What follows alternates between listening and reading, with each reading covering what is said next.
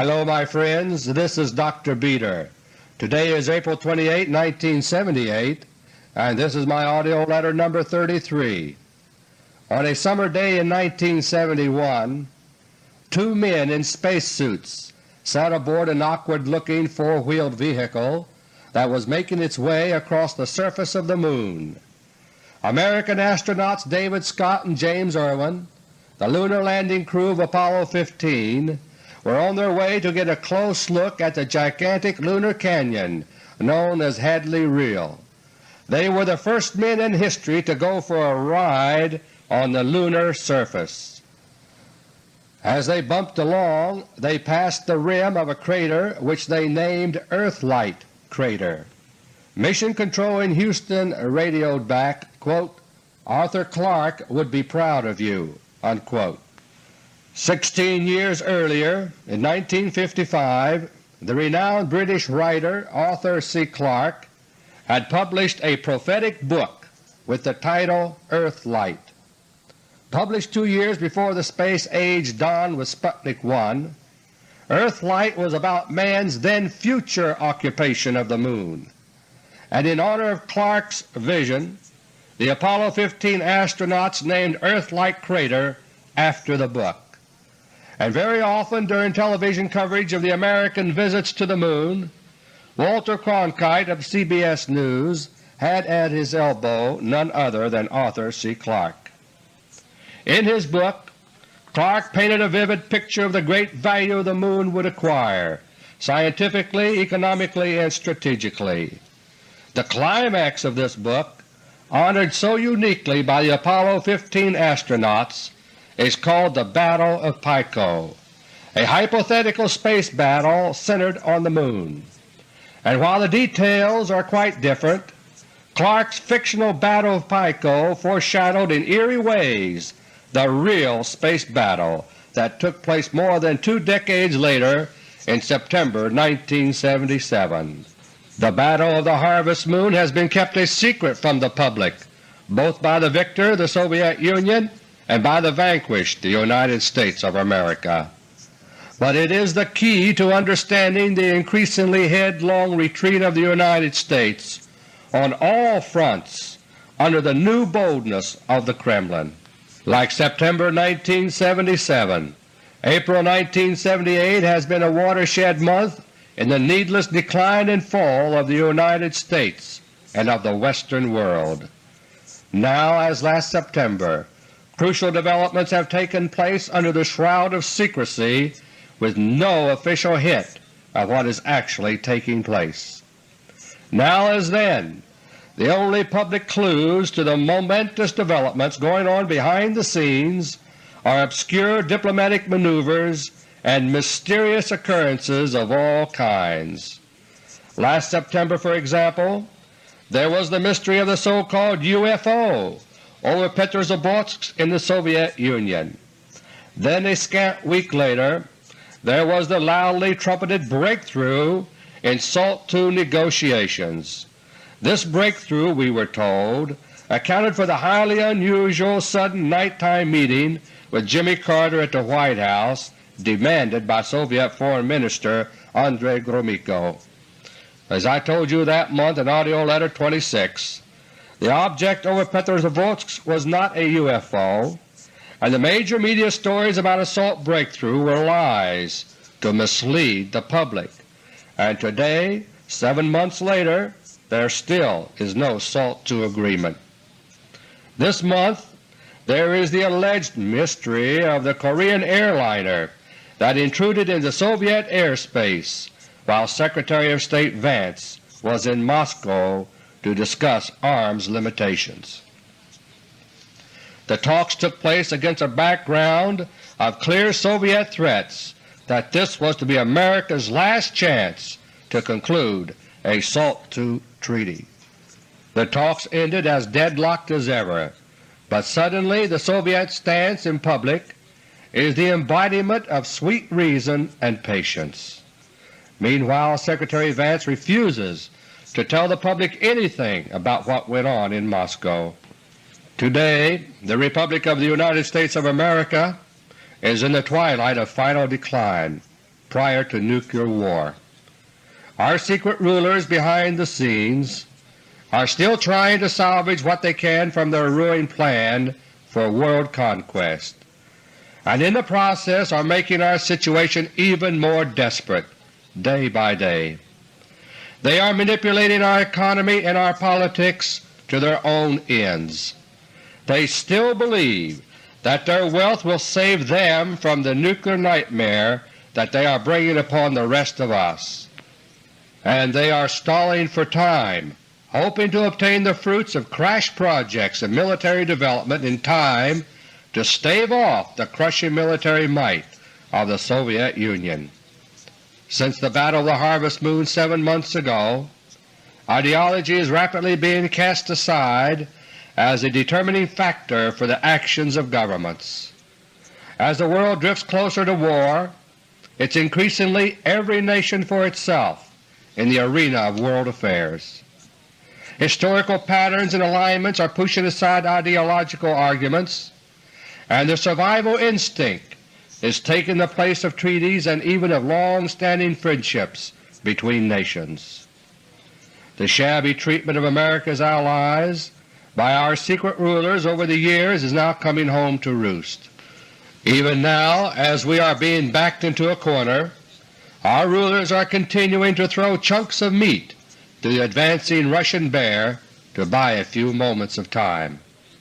As our rulers throw away a weapon here, an ally there, the Russian bear pauses for a moment to digest each gain, and then presses ever closer.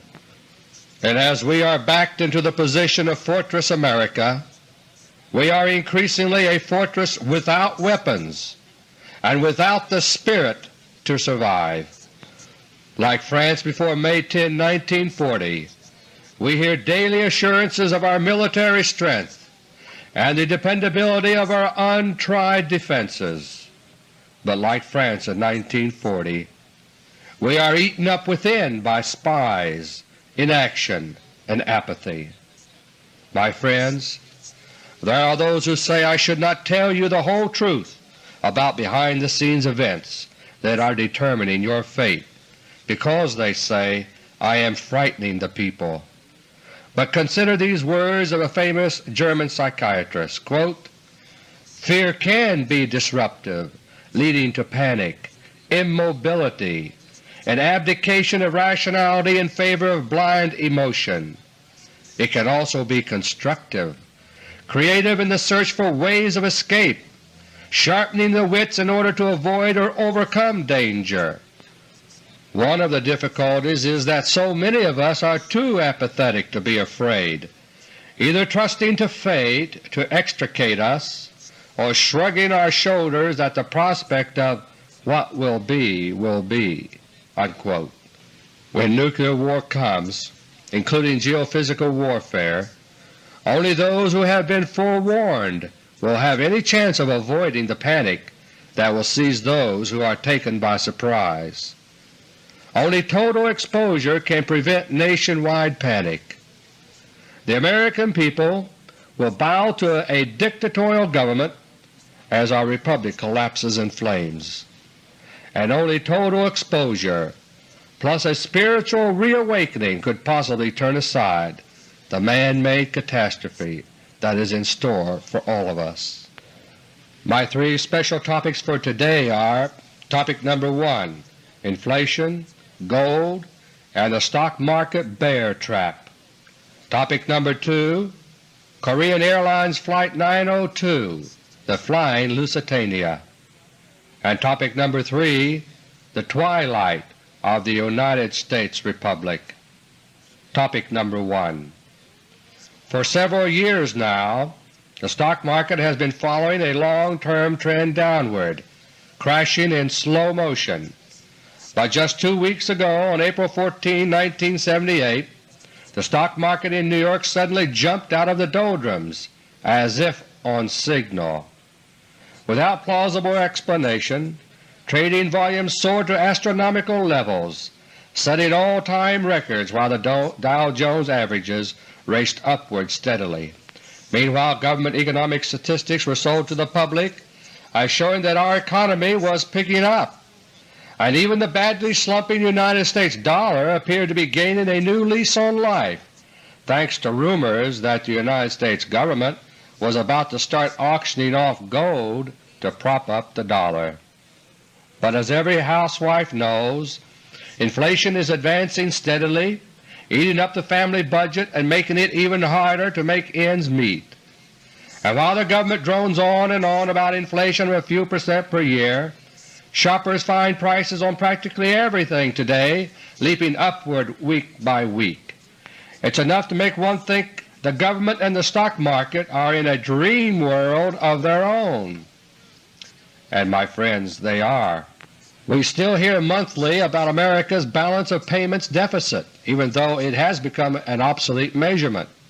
As I explained 5 years ago in my book, The Conspiracy Against the Dollar, the traditional balance of payments measurement has been outmoded by multinational corporations, most of them owned and controlled by our secret rulers.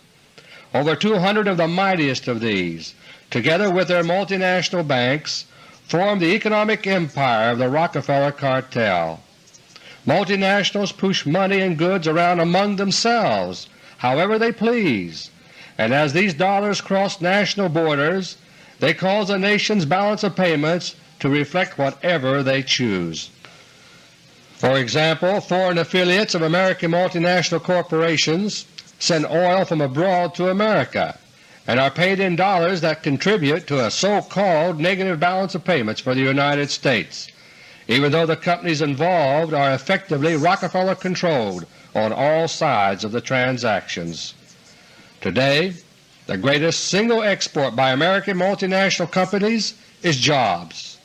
The economic manipulations that have helped to solidify Rockefeller control over the United States have also forced costs in the United States to soar compared to other countries. So increasingly the multinationals buy labor in cheaper markets overseas that used to account for jobs in America.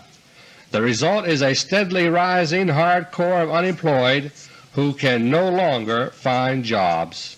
This process has turned the United States increasingly into a service-oriented economy, while our basic industries have declined. There was a time not so long ago when the words "Made in USA" were stamped on many of the products that dominated world markets, but no more. Today in many cases only the name is American. The product itself is European or Japanese or Mexican or otherwise foreign-made. Now this process has gone so far that even the American lead in aerospace is fast disappearing. As major new generations of commercial aircraft are being considered for the world's airline fleets, lately the competition is being won by European manufacturers, not American. Until recently, aircraft exports have long been the single major bright spot in America's increasingly dismal export picture. Now that too is slipping from our grasp. As we Americans look around us today, we are unconsciously seeing a hollow shell of what used to be. Like a perfectly painted timber of wood eaten up inside by termites, it still looks impressive, but the real strength is gone. Much of the technological and economic power that used to be America's now resides abroad, in Europe, in Japan, and in the Soviet Union. The process of milking the United States economically and technologically strengthened in 1961. It was part of the two-pronged grand plan for world conquest that was set in motion in 1961 by our secret rulers, the four Rockefeller brothers and their associates. As I've explained in detail in earlier tapes, one prong of this plan was visible in its effects, involving the gradual weakening of the United States to the point of military vulnerability. This was to culminate in a carefully programmed nuclear war between the Soviet Union and the United States, primarily on American soil. But then, after the American people had been beaten down to such an extent that we would accept complete dictatorship under Rockefeller control, the second prong of the plan was to be put into effect, that is, a double cross of the Soviet Union by their secret allies, the Rockefellers. using super-secret weapons developed since 1961. The plan was to utterly destroy the Soviet Union as the climax of the war, and the Rockefellers would have emerged as the undisputed masters of the entire world. This grand plan came to ruin 7 months ago in the disastrous space battle of the Harvest Moon, but the bitter fruits of this diabolical plan are still with us. In order to be in a position to profit from nuclear war on the soil of the United States, the Rockefellers transferred the bulk of their assets ahead of time to areas where they would not be touched by Nuclear War I. This included multinational affiliates in Europe and Latin America, as well as to the tightly controlled Rockefeller corporate empire in Japan.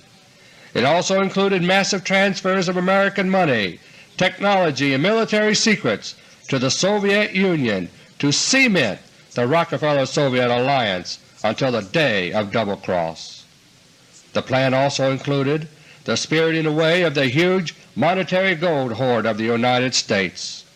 In the magic year of 1961, when the entire grand plan was getting underway, the monetary aspect of the plan got underway in the form of the London Gold Pool Agreement. Under the cloak of this authority, America's gold flowed out of the United States in a continuing hemorrhage from 1961 to 1968, when the gold pool was ended. The ending of the London Gold Pool Agreement on March 17, 1968 was followed the very next day by the signing of Public Law 90-269 by President Lyndon Johnson. With the stroke of a pen, the requirement that the United States dollar be backed by gold was eliminated, and on August 15, 1971, President Richard Nixon closed the gold window, declaring by executive order that the United States would no longer redeem dollars with gold, even in international monetary transactions. It was a declaration of war on the dollar, and since then American inflation and sinking dollar values have gone hand in hand.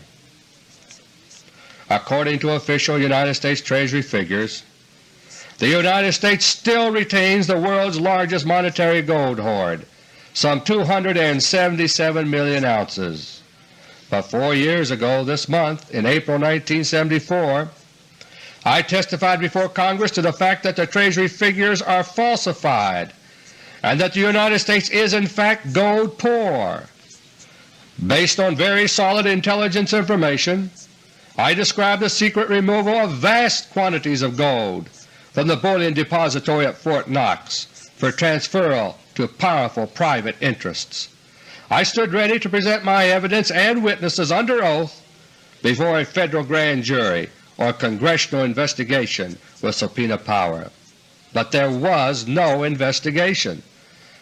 So I made my charges public by every available means, offering to go to jail as a rabble-rouser if I could not prove my charges in a proper legal form. But still no honest investigation of any kind materialized. Instead, worried by mounting public pressure, the Treasury arranged a public relations peep show at Fort Knox. There, invited congressmen and newsmen were shown stacks of strangely reddish bars of alleged gold in just one small compartment. This was followed by a so-called gold audit which, when it was finally released after months of delay, said only, quote, unquote, "We believe that the gold is there." The United States Treasury Department has been aware for some time that something would have to be done about the resurgence of concern about Fort Knox. So during 1977, about 1.5 million ounces of gold were obtained from Portugal. This, plus other assorted reserves of mostly junk gold that have been scraped together, brings America's true gold stock right now to just over 3.5 million ounces. This is a mere pittance compared with the 277 million ounces on official Treasury books, but it does provide something to use for psychological gold sales once again. Earlier this month, the Treasury made a big deal of announcing that the United States will hold 6 monthly auctions of gold, amounting to 300,000 ounces each. At this rate, if the United States really had the claimed stocks of gold, auctions could be held monthly for 77 years, yet the Treasury offers to do so only for 6 months as a psychological ploy. Several years ago the Rockefellers and their associates began the process of bailing out in preparation for war. Now, using their control of certain key financial institutions here and abroad, they have suddenly created an artificial stock market run-up known in some circles as a bear trap. The idea is to have these controlled holders of large blocks of stock begin trading among themselves in a frenzy back and forth, raising prices and generating tremendous stock market trading volume in the process. Soon unsuspecting outside investors, the so-called bears who have been leery of the sick stock market, are drawn into the fray to invest in what looks like a bull market. This situation may continue for some time, but when the smoke clears, the big controlled investors who created the artificial bull market will have cut their bloated portfolios, and the normally bearish outside investors who have bought their stocks at inflated prices will be left holding the bag. Without the artificial pressures now being applied, the stock market will once again begin sinking, and the bears who have been sucked into the stock market whirlpool will be trapped. The stock market bear trap now in progress is bad enough, but there is a far worse bear trap that is now closing around our secret rulers as well as the rest of us, and that is the war trap of the Russian bear. Topic number 2. On May 7, 1915, the passenger liner Lusitania was nearing the end of its journey from the United States to Great Britain. The Great War was underway, and for nearly 3 months a German submarine blockade of Britain had been in effect. But the nearly 2,000 passengers aboard the ship were not expecting trouble because, after all, the Lusitania was a passenger vessel. Suddenly, without warning, torpedoes struck the Lusitania.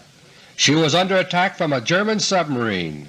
Soon the Lusitania sank and nearly 1,200 lives were lost.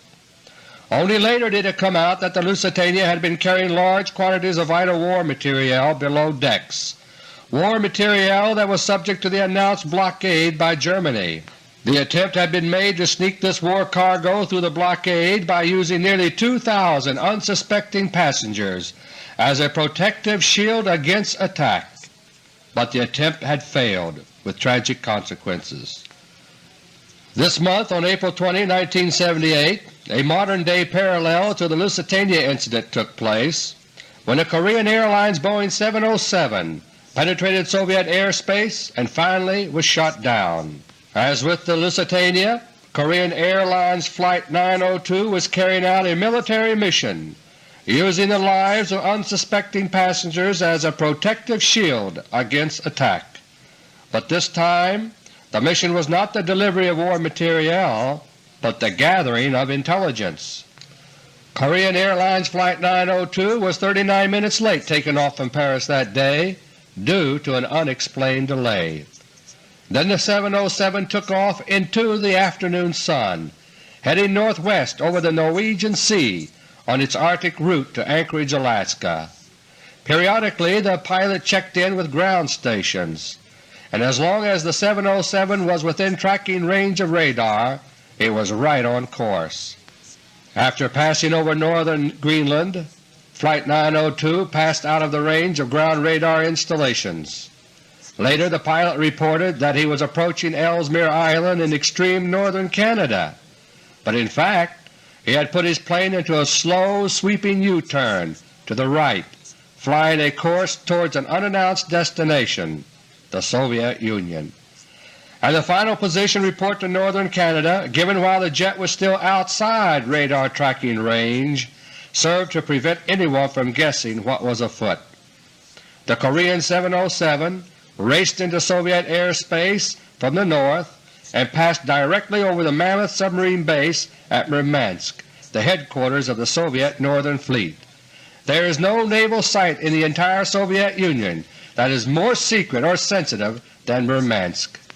As 2 Sukhoi 15 jet fighters were scrambled to intercept the 707, it continued southeastward across the Kola Peninsula, which is dotted with military installations, and like Murmansk, highly sensitive. The 707 forged ahead on his pre-planned flight route without regard for the fighters. It did not slow down, turn on landing lights, or do anything else to respond to the Soviet fighters, one of which flew alongside, the other trailing behind the 707. After passing almost completely across the Kola Peninsula, Flight 902 was about to head across the narrow White Sea to pass over the port of Archangel, and not far beyond it the super-secret Plesetsk Cosmodrome. At that point Moscow ordered the fighters to force the 707 down by damaging it, but not to destroy it. The fighter that had been alongside dropped back and away, and the other opened fire, taking care not to destroy control surfaces or ignite the fuel tanks. Gunfire from the fighter tore holes in the fuselage, killing one passenger outright, fatally wounding another, and injuring perhaps a dozen more. Cabin pressure began dropping fast, and now the 707 was forced to dive to lower altitudes very rapidly. Within 5 minutes the 707 had dropped to only 3,000 feet, where it flew around for another hour and a half before landing finally in a wide, clear area far from any airport.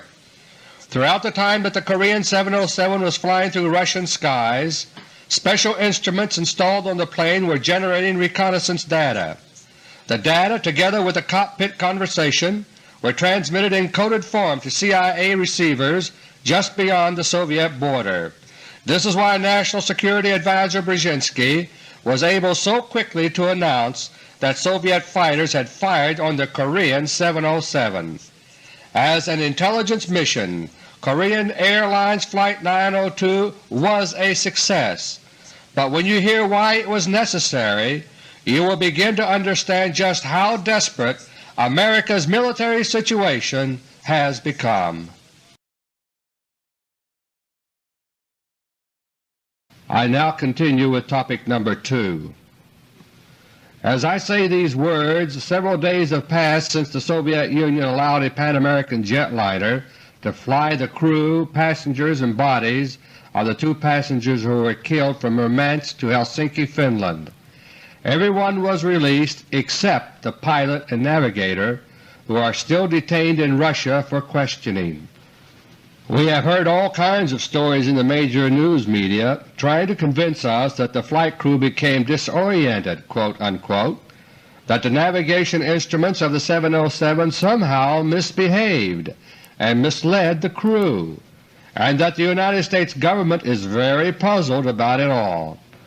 But after the crew and passengers were rescued from the crash-landed Korean 707, it very quickly became obvious to Soviet authorities that the intrusion into Russian airspace could not have been accidental.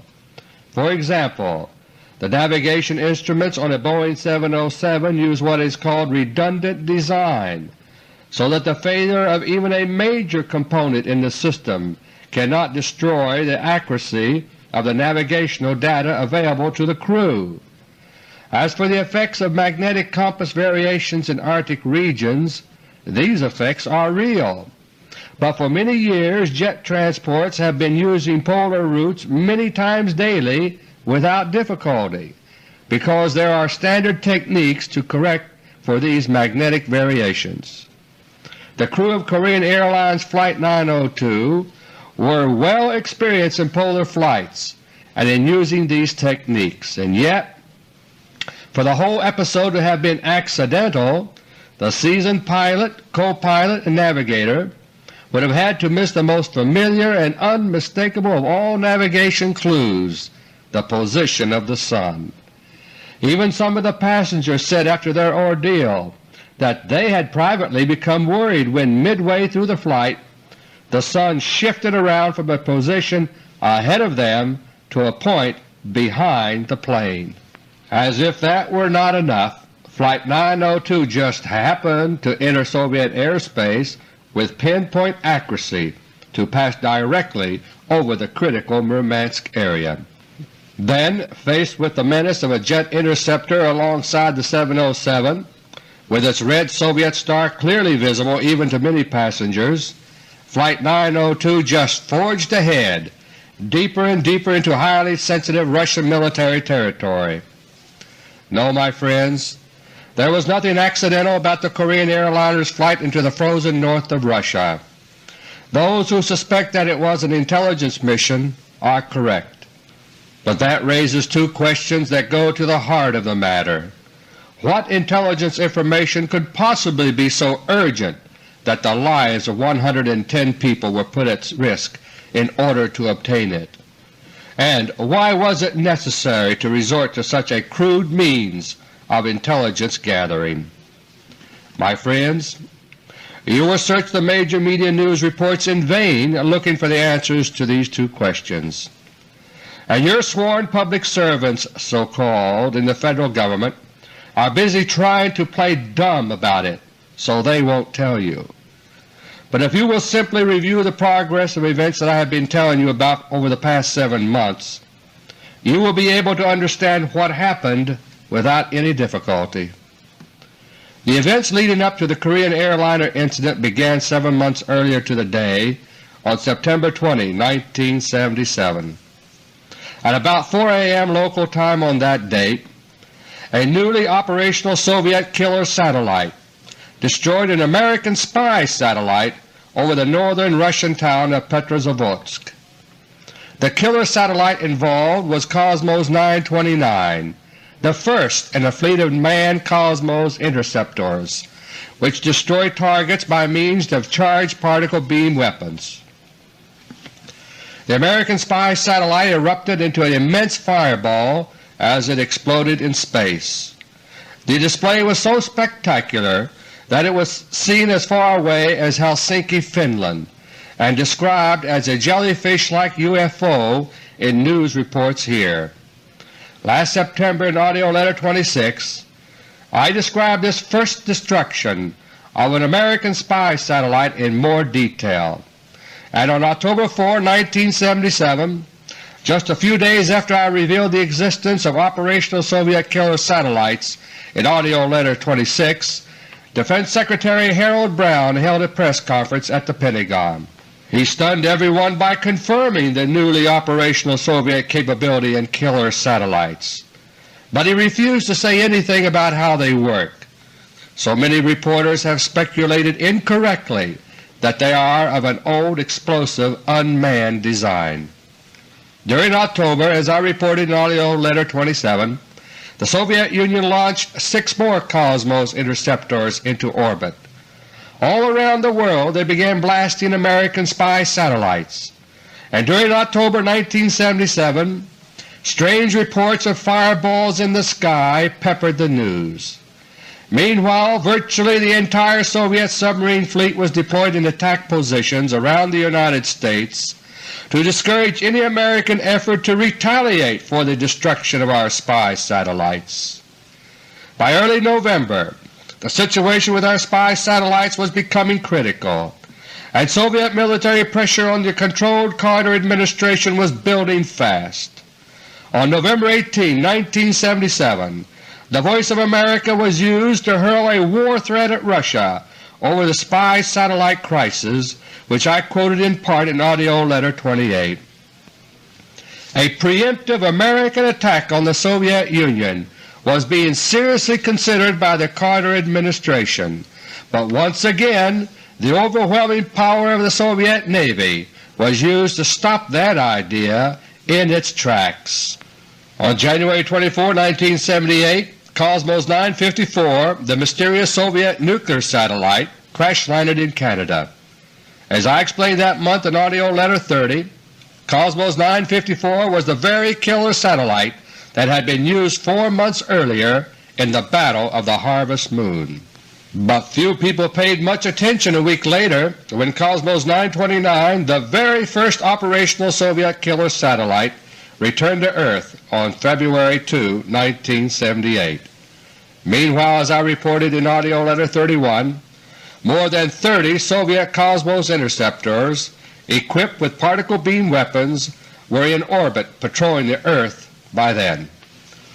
Last month, as I called to your attention in AUDIO LETTER No. 32, the Kremlin repeated its SALT II surrender ultimatum to the United States.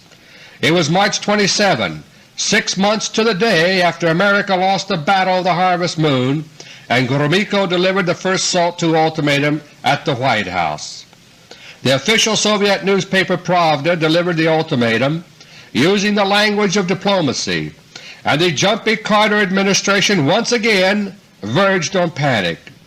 Only 2 days later it was announced that Secretary of State Vance would meet with Soviet Foreign Minister Gromyko to talk about SALT II, perhaps in Geneva. But in the end Vance was forced to make his pilgrimage, hat in hand, to the fountainhead, Moscow. By the time of the initial announcement of a planned Vance-Gromyko meeting, Leonid Brezhnev No. 2 was off to the Soviet Far East in company with Defense Minister Marshal Dmitry Ustinov.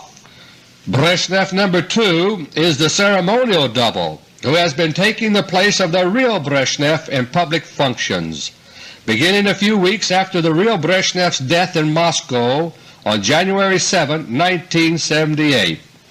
It is now Ustinov who is the strongest man in the Kremlin. Ustinov is the new Khrushchev, allowing others to present the image of power while he is consolidating his own leadership behind the scenes. My friends, the use of doubles in politics and diplomacy is scarcely ever suspected by the public.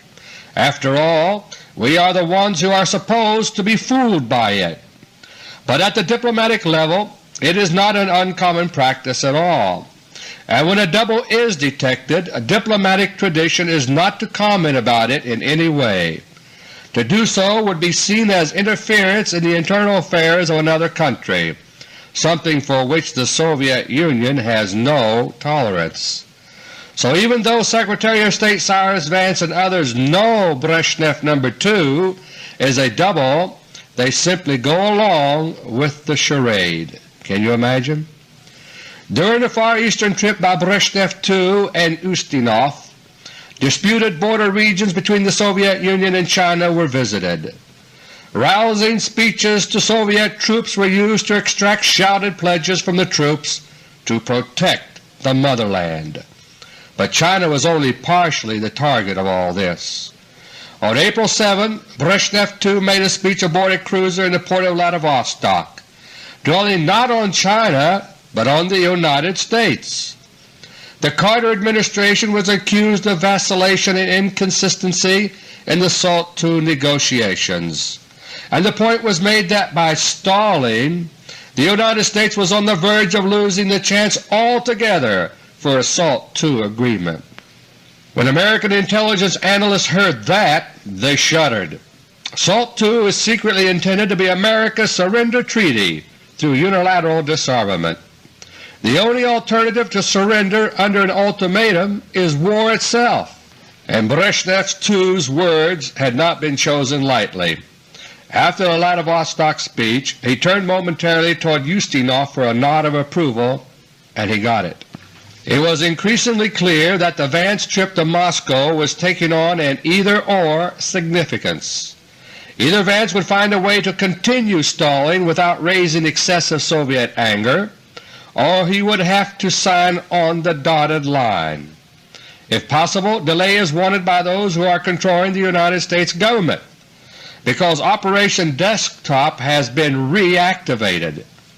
In January 1977, I revealed that the CIA had planted a fleet of undersea supermissiles on the floor of the Atlantic and Pacific Oceans, but that they had begun leaking and becoming disabled one by one. In one instance after I revealed this, the leakage poisoned whales in the ocean east of Florida, and they began beaching themselves to die in great numbers near Jacksonville, Florida. Today the entire original fleet of CIA undersea missiles are defunct, but Operation Desktop, which originally planted these missiles in the sea, has been reactivated, and a new fleet of undersea missiles is being planted. This is being done under cover of drilling off the East Coast for oil. Many of the drilling or operations going on there now are genuine, but Exxon, the oldest and most tightly controlled of all Rockefeller corporations, is being used in Operation Desktop. In August 1976, when the Soviet underwater missile crisis was secretly in progress, Exxon set the whole oil industry abuzz by bidding fantastic amounts in order to control large sections of the Atlantic oil field now being explored. Now Exxon is using the Glomar Pacific drilling ship in connection with Operation Desktop. The Glomar Pacific is a sister ship to the famous Glomar Explorer, the Howard Hughes mystery ship so-called, which was used in the original Operation Desktop. So the American strategy is to keep buying time in hopes that the new fleet of CIA undersea missiles and other ad hoc actions can be completed in time to counter the crushing military power of Russia. But remembering the nightmare days of last fall, following the Battle of the Harvest Moon, the Soviet words of late suggested that any further delay by Vance in Moscow could be the last straw. It was concluded that for Vance to know how to play it, he would have to be provided with up-to-the-minute intelligence on the Soviet military alert status while the talks were underway. If it were found that the Soviet forces were in a posture of readiness to launch an attack, Vance would have no choice but to agree in principle to the secret surrender provisions of SALT II. But if Soviet forces were in a lower alert posture, he was to continue stalling with just enough concessions to avoid a total deadlock. A year ago there would have been no problem in providing Vance with this crucial go versus no-go intelligence information, because a year ago the United States still had a network of spy satellites in orbit. Now we don't. I can now reveal that the orbital fleet of the Soviet Cosmos interceptors has finished the job of eliminating America's spy satellites that can make observations in the Soviet Union. We have not retaliated because we dare not. We no longer have the ability to detect Soviet ICBMs at the moment of launch, so any ICBM missile attack will produce only the much shorter warning provided by our early warning radar network, and we can no longer watch troop movements and other military activities continuously throughout the Soviet Union. So it was clear that a special reconnaissance flight would have to be flown in order to provide the intelligence Vance needed in Moscow. But the advanced air defenses of the Soviet Union could now shoot down any Western reconnaissance aircraft, including even the RS-71, which flies 20 miles high at 3 times the speed of sound. The only chance was to use an airplane the Russians might refrain from shooting at, that is, a passenger airplane, and to minimize suspicion it could not be an American plane. As I pointed out 2 months ago, the disastrous aftermath of the Battle of the Harvest Moon had brought about a major rethinking of the announced Carter plan to pull troops out of South Korea. Someone suggested that this slowdown, which was already being planned, be offered to South Korea in exchange for a South Korean intelligence flight into Soviet territory. This plan was adopted, and the fate of Korean Airlines Flight 902 was sealed. On April 20, 1978, Secretary of State Vance was in Moscow. It was the first day of his talks with Gromyko. Seemingly by coincidence, that same day Korean Airlines Flight 902 strayed into Soviet airspace and flew around over a tremendous concentration of Russian military installations. By the time the 707 finally landed, American intelligence officials had their answer. The Soviet Union was not preparing for an immediate attack. The news was flashed to Vance in Moscow, and the stalling proceeded according to plan. The very next day Jimmy Carter announced a delay in the troop pullout plan for South Korea. The Korean airline incident illustrates one very important fact that is often forgotten. Regardless of the weapons involved, strategy is always of paramount importance and can sometimes tip the balance against tremendous odds.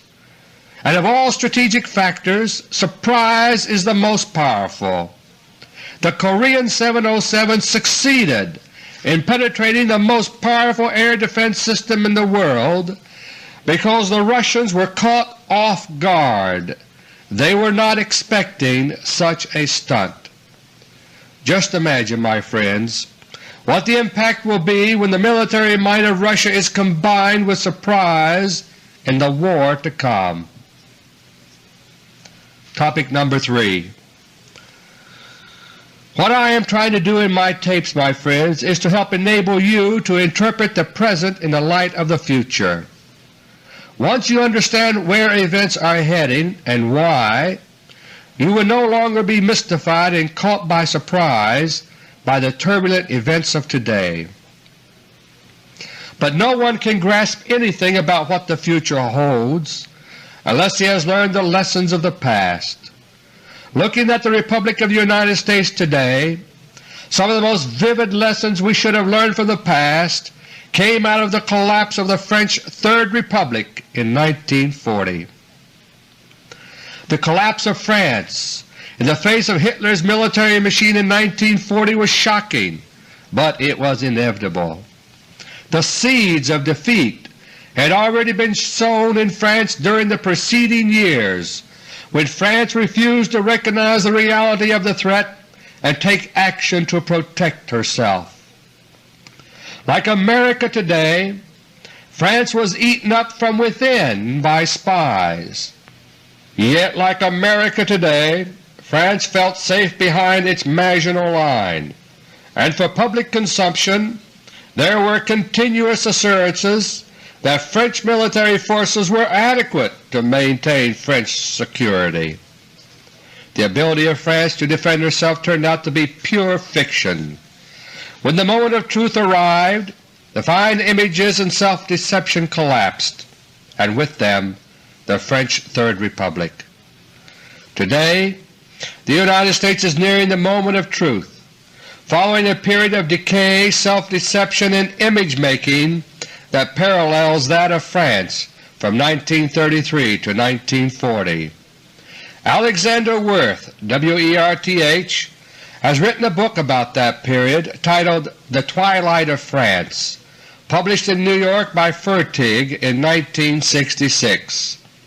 In the introduction, D. W. Brogan wrote the following words, and I quote, "That France was beaten in 1940 was not surprising.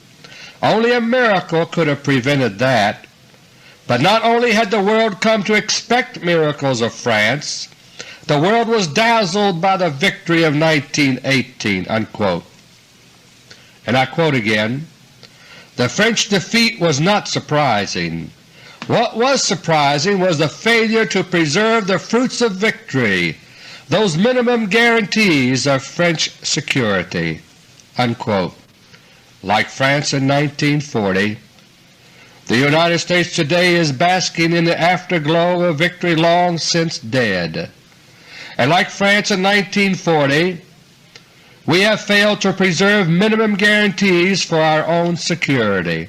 In fact, America has slipped even farther than France, because under the guise of arms limitation we have shut down air defense systems, military bases, and Navy installations, and otherwise abandoned the defense of our own homeland. Historians are unable to find any precedent in history for such suicidal action by a great power. The twilight of the United States has now guaranteed that it is humanly impossible for the United States either to turn aside or to win a war with the Soviet Union. Only a miracle could do that, but we as a nation do not deserve a miracle. Instead of the faith in God that built the United States, most Americans now put their faith in the United States itself, as if it were a godlike being that could never go wrong and never be defeated. In the midst of the Moscow meetings this month between Vance and Gromyko, a Soviet spokesman reiterated for the last time in clear terms that this was America's last chance to sign a SALT II treaty. And despite the seeming improvement in the tone of the talks and regardless of the seeming Soviet willingness to keep talking about SALT II, this was America's last chance to surrender by that route. The Russians know that the controlled Carter administration is stalling for time. They know about Operation Desktop and the other ad hoc efforts to find some military threat of significance to aim at the Soviet Union. And they know about the Rockefeller moves to try to turn China into a credible deterrent. But it is all too little and too late.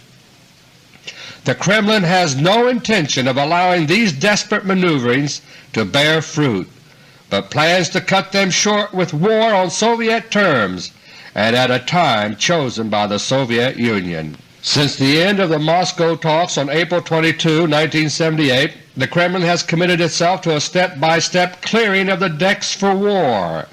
There is no rigid timetable, but there are definite steps planned. The intention is to complete as many as possible before launching war against the United States, so that it will be possible to concentrate fully on America's conquest when the time comes. Even so, the Soviet Union stands ready for war at any moment. Very important to the Kremlin is a propaganda campaign which has already started to get the Russian people ready for war. The Soviet Union is going out of its way to seem reasonable and constructive about arms control in particular, while the United States is being painted as uncooperative and threatening. Another top priority has to do with Soviet invasion preparations in Canada and Mexico, which I described last month.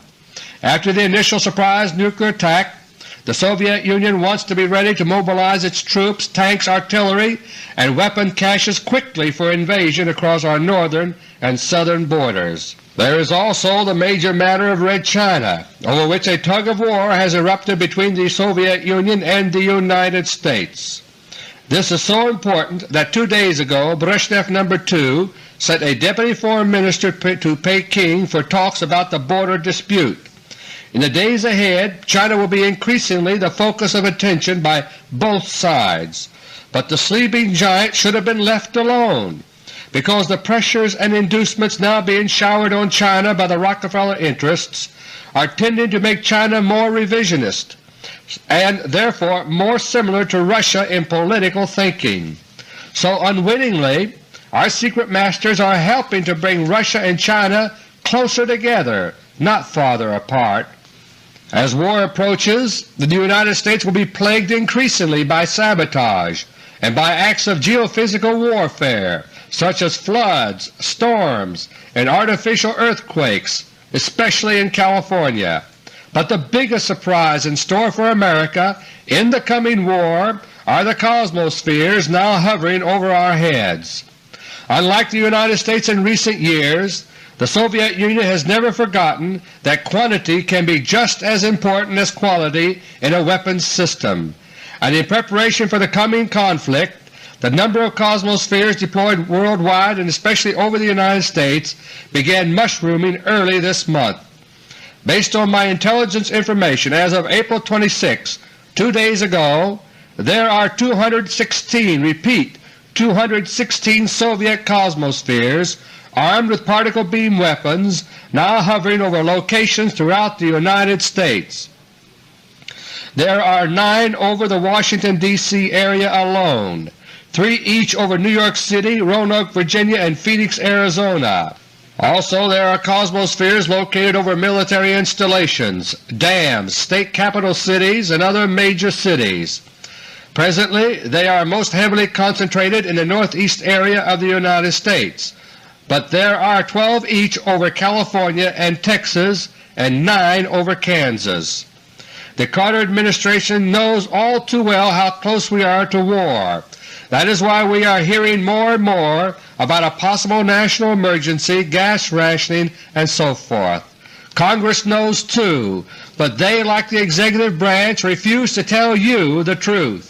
As citizens of the United States, we are now just like the trusting passengers of Korean Airlines Flight 902. We are just going along for the ride, trusting our pilots in Washington.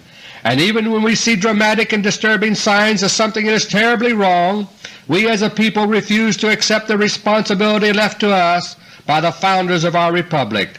Instead of picking up the constitutional tools that were left to us to prevent disaster, we react like the passengers on the Korean plane who wondered why the sun was suddenly behind them instead of ahead of them. We think it must be all right. Surely they must know what they are doing. But my friends, our Republic is now in the hands of men who don't know what they are doing. They know all about lies, intrigue, and trickery, but they know nothing about honest leadership, nor do they care about it. And so the twilight of the Republic of the United States of America is deepening before our very eyes. We have turned away from the light of freedom that comes only from God, and we are flying into the darkness of war. Until next month, God willing, this is Dr. Beter. Thank you, and may God bless each and every one of you. Is the embodiment of sweet reason and patience. Meanwhile, Secretary Vance refuses to tell the public anything about what went on in Moscow. Today, the Republic of the United States of America is in the twilight of final decline prior to nuclear war. Our secret rulers behind the scenes are still trying to salvage what they can from their ruined plan for world conquest, and in the process are making our situation even more desperate day by day. They are manipulating our economy and our politics to their own ends. They still believe that their wealth will save them from the nuclear nightmare that they are bringing upon the rest of us, and they are stalling for time, hoping to obtain the fruits of crash projects and military development in time to stave off the crushing military might of the Soviet Union. Since the Battle of the Harvest Moon 7 months ago, ideology is rapidly being cast aside as a determining factor for the actions of governments. As the world drifts closer to war, it's increasingly every nation for itself in the arena of world affairs. Historical patterns and alignments are pushing aside ideological arguments, and the survival instinct is taking the place of treaties and even of long-standing friendship. Of CBS News had at his elbow none other than Arthur C. Clarke. In his book, Clarke painted a vivid picture of the great value the Moon would acquire, scientifically, economically, and strategically. The climax of this book, honored so uniquely by the Apollo 15 astronauts, is called the Battle of Pico, a hypothetical space battle centered on the Moon. And while the details are quite different, Clarke's fictional Battle of Pico foreshadowed in eerie ways the real space battle that took place more than 2 decades later in September 1977. The Battle of the Harvest Moon has been kept a secret from the public, both by the victor, the Soviet Union, and by the vanquished, the United States of America. But it is the key to understanding the increasingly headlong retreat of the United States on all fronts under the new boldness of the Kremlin. Like September 1977, April 1978 has been a watershed month in the needless decline and fall of the United States and of the Western world. Now, as last September, crucial developments have taken place under the shroud of secrecy with no official hint of what is actually taking place. Now as then, the only public clues to the momentous developments going on behind the scenes are obscure diplomatic maneuvers and mysterious occurrences of all kinds. Last September, for example, there was the mystery of the so-called UFO over Petrozavodsk in the Soviet Union. Then a scant week later there was the loudly trumpeted breakthrough in SALT II negotiations. This breakthrough, we were told, accounted for the highly unusual sudden nighttime meeting with Jimmy Carter at the White House demanded by Soviet Foreign Minister Andrei Gromyko. As I told you that month in AUDIO LETTER No. 26, the object over Petrozavodsk was not a UFO, and the major media stories about a SALT breakthrough were lies to mislead the public. And today, 7 months later, there still is no SALT II agreement. This month there is the alleged mystery of the Korean airliner that intruded into Soviet airspace while Secretary of State Vance was in Moscow to discuss arms limitations. The talks took place against a background of clear Soviet threats that this was to be America's last chance to conclude a SALT II treaty. The talks ended as deadlocked as ever, but suddenly the Soviet stance in public— Hello my friends, this is Dr. Beter. Today is April 28, 1978, and this is my AUDIO LETTER No. 33. On a summer day in 1971, two men in spacesuits sat aboard an awkward-looking four-wheeled vehicle that was making its way across the surface of the Moon. American astronauts David Scott and James Irwin, the lunar landing crew of Apollo 15, were on their way to get a close look at the gigantic lunar canyon known as Hadley Rille. They were the first men in history to go for a ride on the lunar surface. As they bumped along, they passed the rim of a crater which they named Earthlight Crater. Mission Control in Houston radioed back, quote, "Arthur Clarke would be proud of you," unquote. 16 years earlier, in 1955, the renowned British writer Arthur C. Clarke had published a prophetic book with the title Earthlight. Published 2 years before the space age dawned with Sputnik 1, Earthlight was about man's then-future occupation of the Moon, and in honor of Clarke's vision, the Apollo 15 astronauts named Earthlight Crater after the book. And very often during television coverage of the American visits to the Moon, Walter Cronkite ships between nations. The shabby treatment of America's allies by our secret rulers over the years is now coming home to roost. Even now, as we are being backed into a corner, our rulers are continuing to throw chunks of meat to the advancing Russian bear to buy a few moments of time.